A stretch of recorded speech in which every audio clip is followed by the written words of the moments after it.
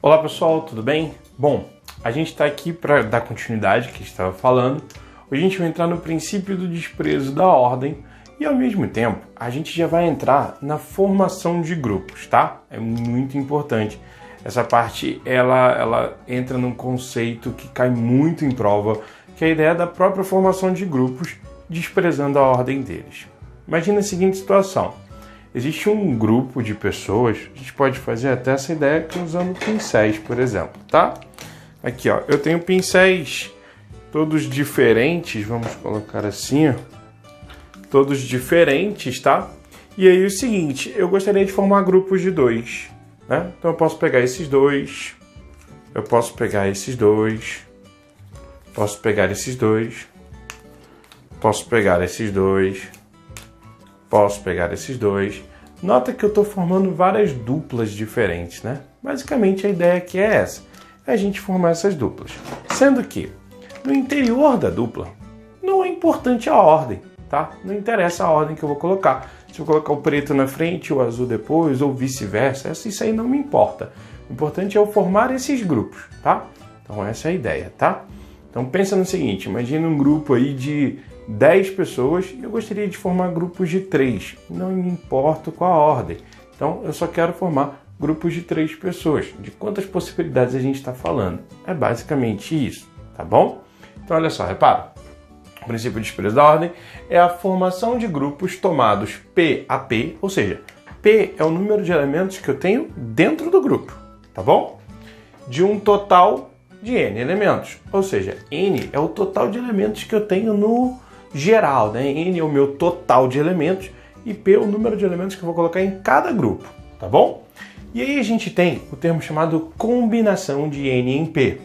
Ele pode aparecer de 3 formas para você, ó. Pode aparecer Czão de N em P, pode aparecer assim, ó, Czão de N em P, ou pode aparecer só assim, ó, N em P. Isso aqui quer dizer também combinação. É uma formulazinha, tá? Muito usual, que é isso aqui, ó. N fatorial sobre P fatorial, que multiplica N menos P fatorial. O que ele quer dizer com isso? Tá? Imagina, se eu tivesse lá a situação de ter, exemplo aqui, ó, eu tenho um grupo com 10 pessoas, então meu grupo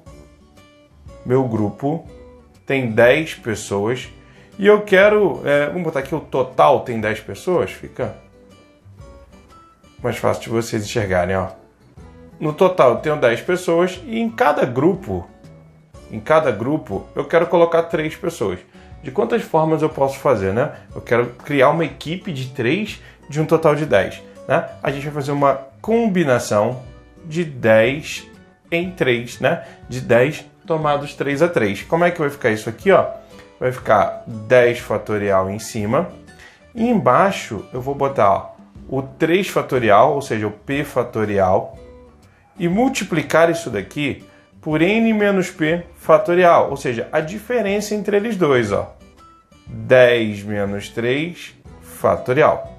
E aí a gente fica com a continha assim, ó, 10 fatorial sobre 3 fatorial vezes 10 menos 3, dá 7, né? 7 fatorial. E aí, aqui, você vai estabelecendo aí, vai simplificar em cima e embaixo e terminar essa continha, tá? Aqui você pode expandir o 10, né? Ele fica 10 vezes 9 vezes 8. Vai até o 7 fatorial, né? Porque eu tenho a presença dele embaixo. Aqui ficou 3 fatorial vezes 7 fatorial. Tá vendo? O 7 fatorial corta. E aí, só terminar a continha, né? 3 fatorial por 9 por 10 e vai terminar legal, beleza?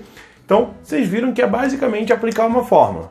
Mas para isso a gente precisa entender o contexto da coisa. Cada questão vai ter o seu contexto, tá? Uma observação importante, muito importante, a ordem dos elementos nos grupos não é fato relevante, tá? Para combinação, a gente não esquenta a cabeça com a ordem dentro do grupo. Repara, eu falei que eu queria formar grupos de 3 pessoas. Eu não falei que essas pessoas teriam um grau de importância dentro desse grupo. Então é muito importante salientar isso, tá? De que não existe grau de importância dentro do grupo. Por isso a gente utiliza o recurso de combinação. Vamos lá? Lá no seu livro 3, página 62, na frente 3, para ser mais preciso, estamos na unidade 19, tá bom? Vamos anotar aqui, ó, unidade 19. Bom, vamos resolver uma questãozinha aí. Olha a questão número 1. Ela fala assim, ó.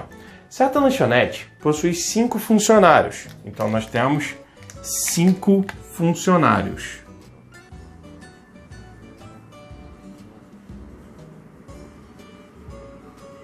E aí a questão diz o seguinte. Para atender os clientes durante os dias da semana, em cada dia pode trabalhar no mínimo um funcionário. Até todos os funcionários. Ou seja, eu posso ter uma pessoa só trabalhando, assim como eu posso ter as 5 pessoas trabalhando, tá? Dentro desse princípio, quantos grupos de trabalho podem ser formados? Vamos usar aqui a combinação e também o princípio fundamental de contagem, porque ele me dá várias possibilidades. Ó, eu posso ter um funcionário só, um funcionário. Eu posso ter 2 funcionários.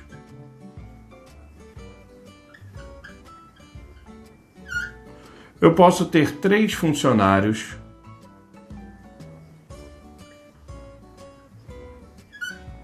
Posso ter 4 funcionários. Ou posso ter 5 funcionários, né? Agora repara que todas essas sentenças, elas são independentes, né? Eu não necessariamente dependo da outra, né? Do total de 2 funcionários para achar o total de um funcionário, né? Uma outra forma de você fazer a leitura da dependência ou não, a gente já mencionou isso, é eu pensar no seguinte. Eu posso ter um funcionário, ou 2 funcionários, ou 3 funcionários, ou 4 funcionários, tá vendo? Tudo regido pelo ou. Então, ó, todas essas sentenças aqui, elas são regidas pelo ou seja, se elas são regidas pelo ou, eu já sei que o resultado que eu encontrar para cada uma eu vou somar, não é? Lembra? O ou, ele leva a gente para o princípio aditivo, a gente soma as parcelas, tá bom? Então vamos lá, vamos calcular quantos grupos eu posso formar com um único funcionário.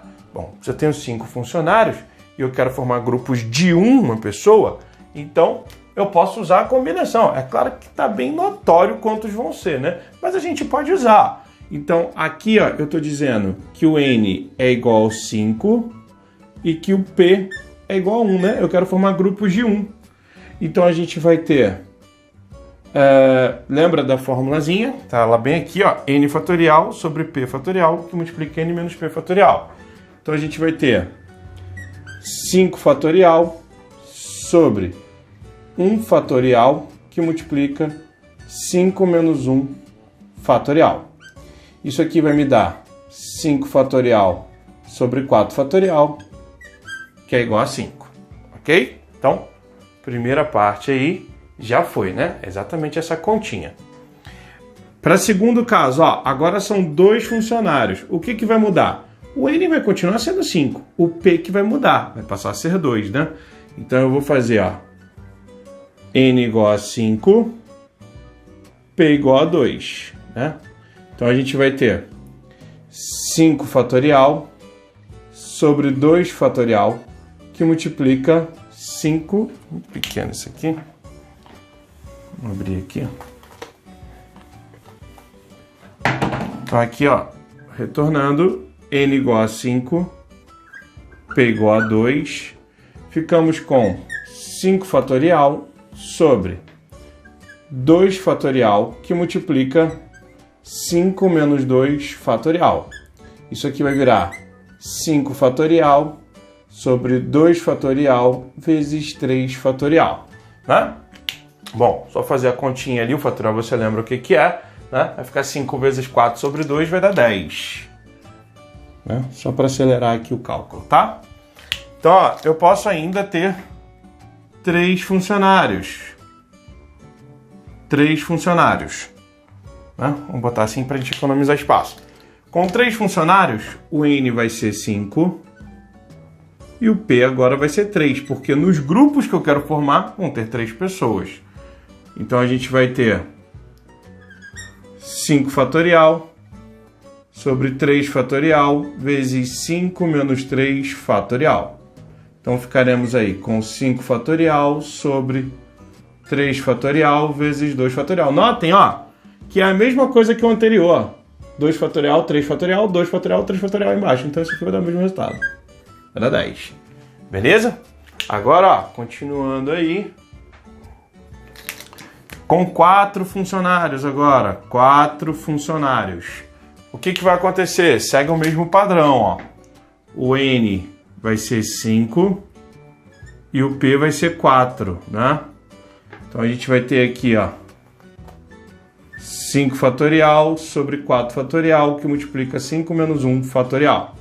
Então aqui ficou 5 fatorial sobre 4 fatorial, né? 5 menos 1 vai dar 1, né? Não precisa nem colocar aqui. Então aqui, ó. 5 fatorial sobre 4 fatorial é a mesma coisa que esse, ó. Vai dar 5 também, ó. Beleza? E com 5 funcionários, pessoal, quantos grupos eu posso formar com 5 pessoas se eu tenho 5 pessoas? Pô, ficou óbvio, né? Se eu tenho 5 funcionários, então eu só posso formar um único grupo, né? Que é o grupo dos 5. Ah, professor, dá para jogar também ali? Dá, e você vai ver que vai dar 5, vai dar a mesma coisa. Beleza? Então, ó, tá bem claro isso daí. Então, agora a gente vai somar, né, os resultados.